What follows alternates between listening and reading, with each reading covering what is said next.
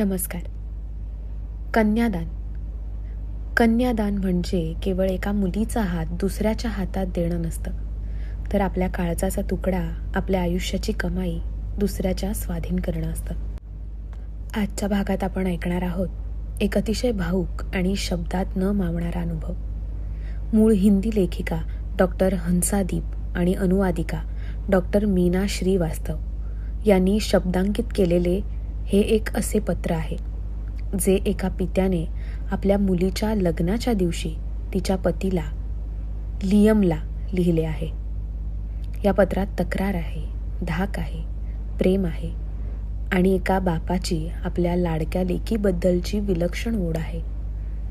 माझ्या मुलीला राजमा आवडत नाही इथपासून ते तिच्या डोळ्यात पाणी आलं तर माझ्या घरात पाऊस पडेल इथपर्यंतचा प्रवास प्रत्येक पित्याला आणि मुलीला गहिवरून टाकेल. चला तर मग ऐकूया एका हळव्या पित्याचा हा सांगावा. पत्र. एका पित्याची आर्त हाक. लेखिका डॉक्टर हंसादीप. अनुवाद डॉक्टर मीना श्रीवास्तव. प्रसिद्धी साहित्य चपराक मासिक. प्रिय लियम, हे पत्र म्हणजे माझ्याकडून तुला मिळालेली हृदयस्थ भेट आहे असे समज. हिची तुला आयुष्यात प्रत्येक वळण वाटेवर गरज पडेल. मी येथे जे काही लिहिले आहे ते पुरेसे नक्कीच नाही, पण मी शपथपूर्वक नमूद करतो की यानंतर मी काहीही बोलणार नाही. आज तू माझ्या लाडक्या लेकीशी विवाह करून तिला स्वतःच्या घरी घेऊन जाणार आहेस. मी मात्र बापुडवाणा वधू पिता आहे. फादर ऑफ द ब्राईड हा चित्रपट एकवार पाहिला होता आणि समाधान न झाल्याने नंतर बऱ्याचदा मुद्दाम पाहिला होता. माझ्या पोरीनं लग्नाच्या अगदी आधी तू पुन्हा एकदा पाहण्याची मला गळ घातली होती, जेणेकरून मी असा कुठलाही विक्षिप्तपणा करू नये ज्यामुळे समारंभाचा विचका होईल आणि तिला लाजिरवाणं होण्याचा प्रसंग येईल अथवा तिच्या भावी पतीला खिजवल्यागत होईल. हा पत्रप्रपंच एका महत्त्वाच्या कारणासाठी करतो आहे.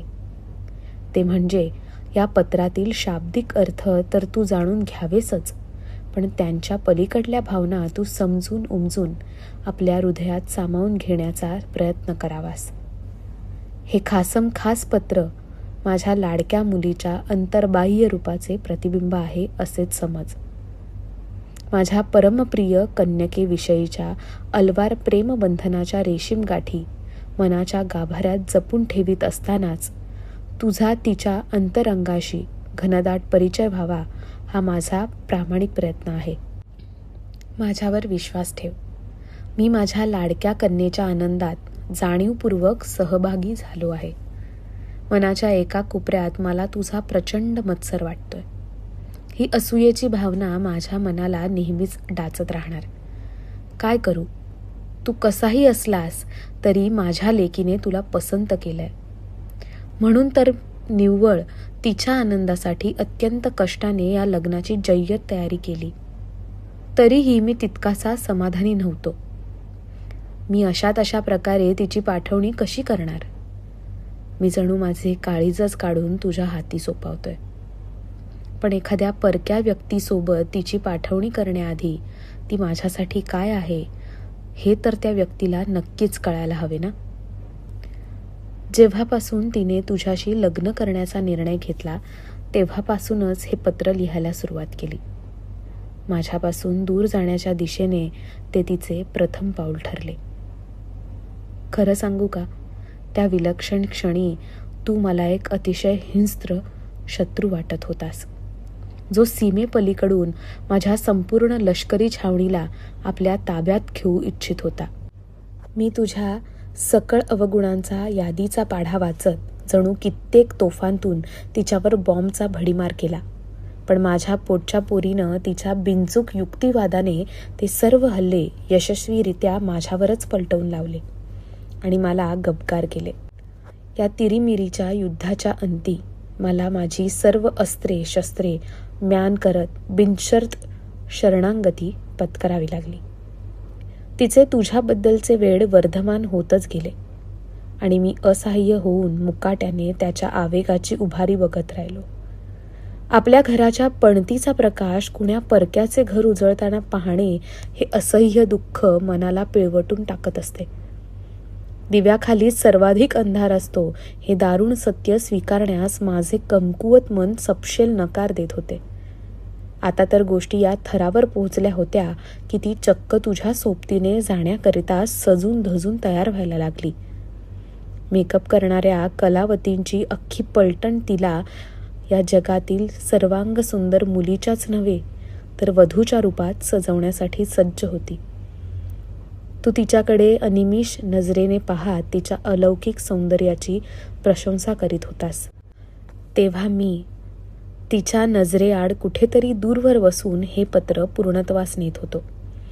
सुंदर सजलेली वधू म्हणून तिची तारीफ करण्याचा पहिला वहिला हक्क तू भलेही आज पुरता माझ्याकडून हिरावून घेतला असेल, पण मी तुला सांगू इच्छितो की मी तिला दररोज जगातील सर्वात सुंदर कन्यकेचा किताब देत असे.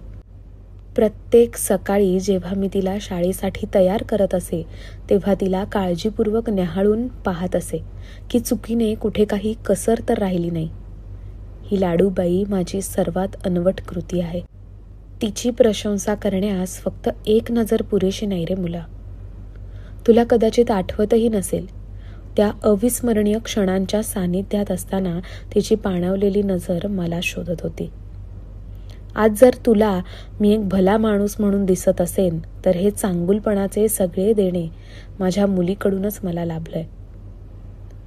माझ्यातील सर्व वाईटपणा कशामुळे असेल तर तो माझा मूर्खपणा समज, कारण मी त्या वळणावर तिचे ऐकले नाही.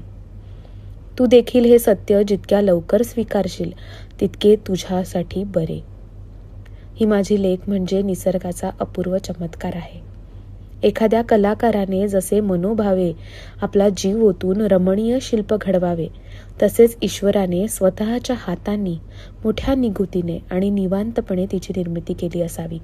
या सर्वांग सुंदर ईश्वरीय कृतीतून मी कठोर मेहनतीने एक अतिउत्कृष्ट संस्कारशील व्यक्तिमत्व घडवले आहे आणि आता त्याच सुकुमार कळीचे सुगंधित पुष्पात परिवर्तन झाल्यानिशी मला ते तुझ्या हाती सोपवायचे आहे.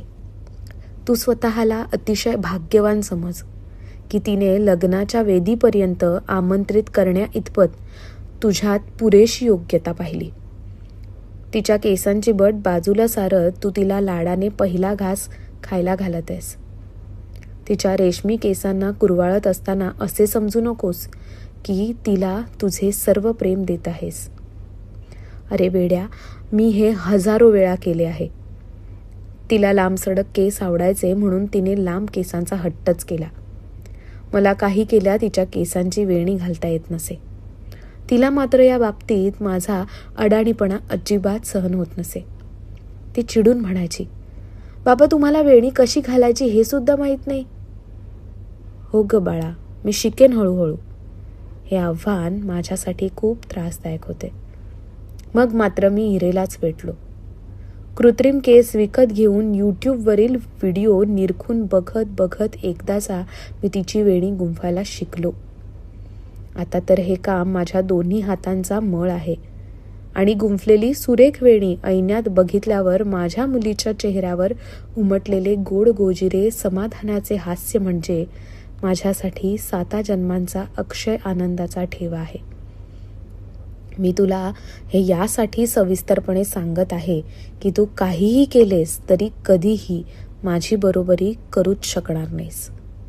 हे आणि हेच त्रिवार सत्य आहे. तू तिला नुकताच जो घास भरवलास त्यात राजमा होता. हे तुझ्या लक्षात कसे आले नाही? तिला राजमा अजिबातच आवडत नाही. जर तू तिला थोडेसेही ओळखत असतास तर तू या खास दिवशी तिला राजमा खाऊ घातलाच नसतास. अरे, तिच्या अन्नप्राशनाच्या मुहूर्तावर मीच तिच्या मुखात अन्नाचा पहिला कण भरवला. तिचा जन्म होताच क्षणी तिची आई तिला माझ्या कुशीत टाकून देवाघरी गेली. मी तिच्या प्रत्येक श्वासाचा साक्षीदार आहे. मी तिला नव्हे तर तिने मला जगायला शिकवलंय. तू तुझ्या मित्रमंडळींच्या आग्रहाखातर तिचे चुंबन घेतलेस. मला ते विशेष आवडले नाही. ती भावना उत्कटतेने तुझ्या हृदयातून आलेली नव्हती, तर हा जबरदस्तीचा मामला दिसून येत होता. तिच्या ड्रेसच्या टोकाचा घोळ चांगलाच लांबलचक होता. तो स्वतःच्या हाताने सावरण्याचे तू निष्फळ प्रयत्न केलेस. याचे कारण म्हणजे ती इतकी कार्यक्षम आहे की अशा बारीक सारीक कामांसाठी कोणाचीही मदत घेणे तिला बिलकुलच पटत नाही.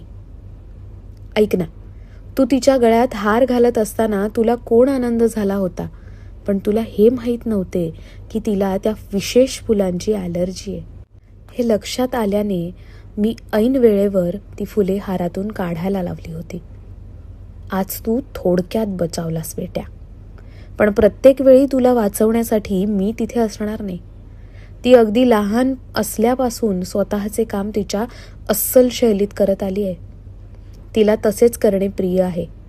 तिचा स्वतःचा खास असा बाज आहे.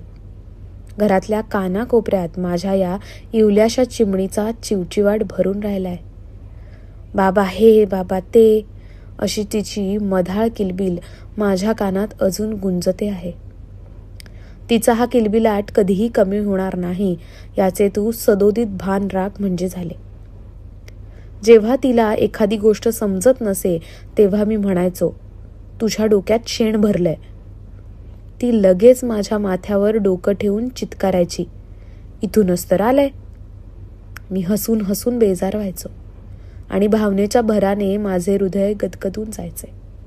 तिच्या विलक्षण हजरजबाबी हुशारीने मी अगदी हैराण होऊन जायचो. किती झपाट्याने माझ्याच शब्दात ती मला लिलया अडकवू शकत होती.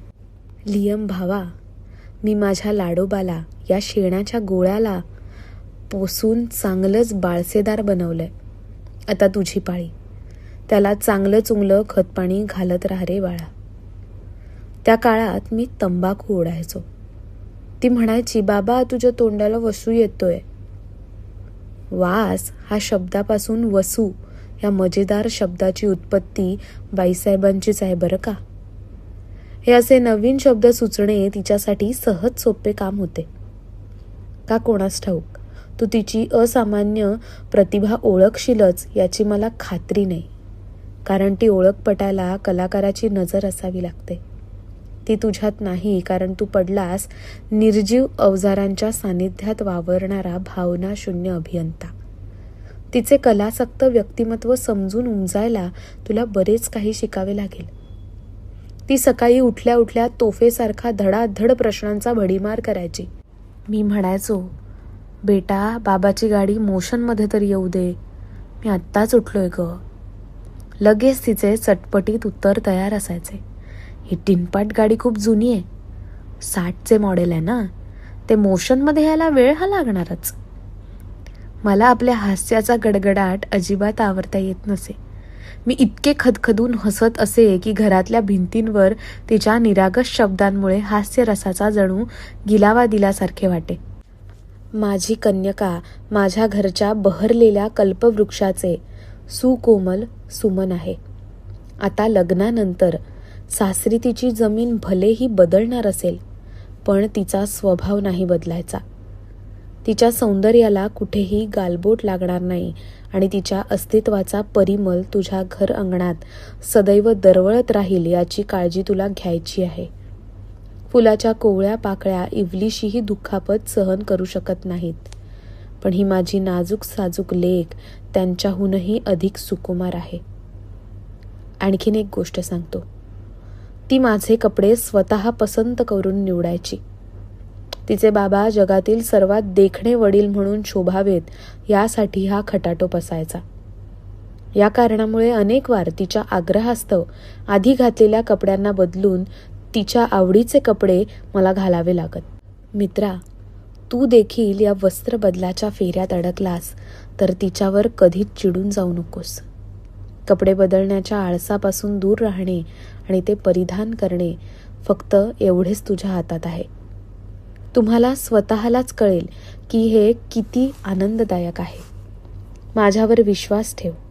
स्वतःला आरशात पाहिल्यावर तुला कळेल की तिची मर्मज्ञ सौंदर्य दृष्टी किती अचूक आणि सुनियोजित आहे.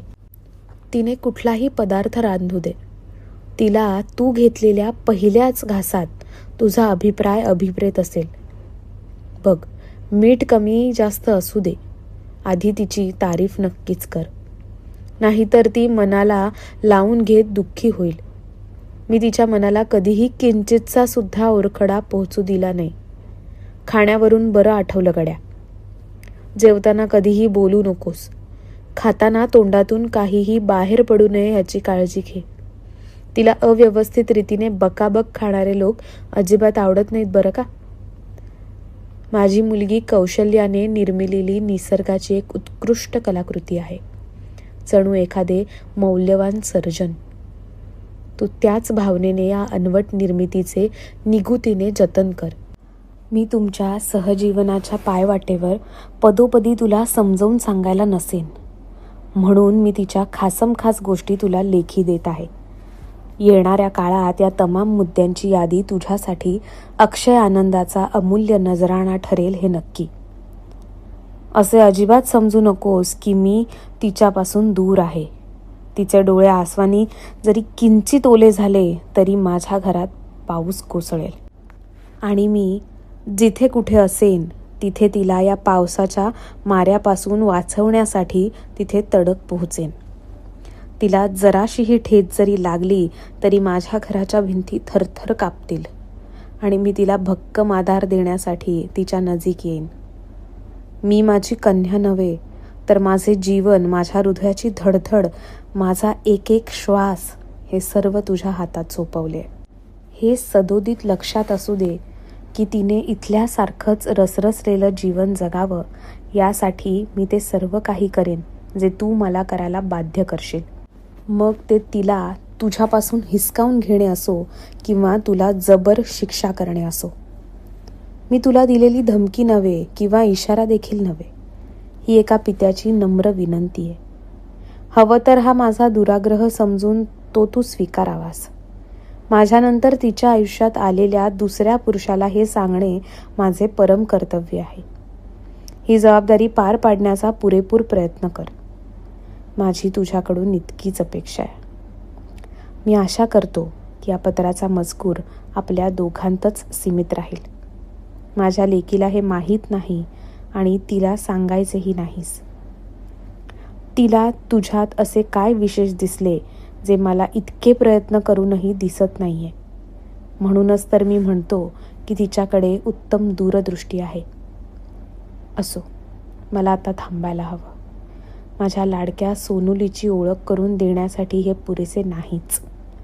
तिच्याबद्दल मी तुला हजारोंनी पाने लिहून देऊ शकतो, पण मी तसे करणार नाही. ही गोष्ट पुरेपूर जाणून घे की जर माझ्या मुलीने तुला तिच्यासाठी योग्य मानले असेल तर तुलाही माझ्या या मोजक्या शब्दांचा गर्भितार्थ समजून घ्यावा लागेल. तुझ्यावर काडीभरही विश्वास नसला तरी मला माहिती आहे की तिला आयुष्यभरासाठी ज्याच्या संगतीची गरज आहे तो तू आहेस, मी नव्हे. मी तिचे बोट धरून तिला एक एक पाऊल पुढे टाकायला शिकवले.